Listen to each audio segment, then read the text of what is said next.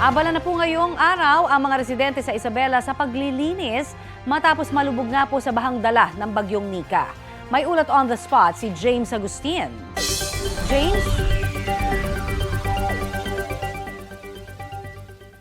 Connie, maganda na yung panahon at maaraw na dito sa Santiago City sa Isabela, pero tumambad yung laki ng pinsala na idinulot ng bagyong Nika sa iba't ibang lugar.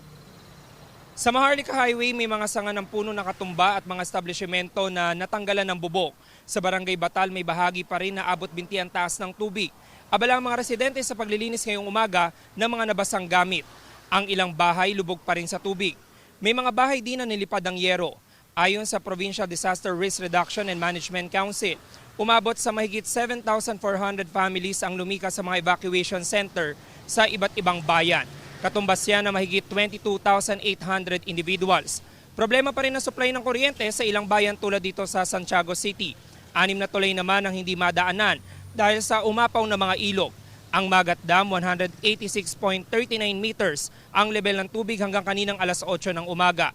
Ang critical level po niya ay nasa 193 meters pero simula kahapon ng hapon ay nagbukas na ng isang spillway gate bilang paghahanda sa inaasahang volume ng tubig mula sa watershed at pag-uulang dulot ng bagyong Nika. Yan muna yung latest mula rito sa Isabela. Balik sa'yo, Connie. Yes, James. So paano naman pinaghahandaan dyan yung bagyong Ophel?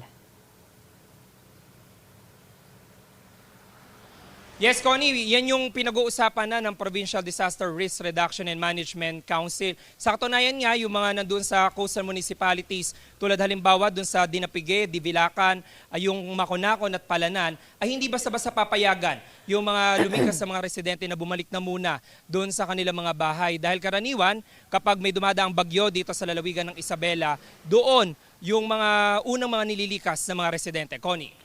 Maraming salamat at ingat kayo dyan, James Agustin.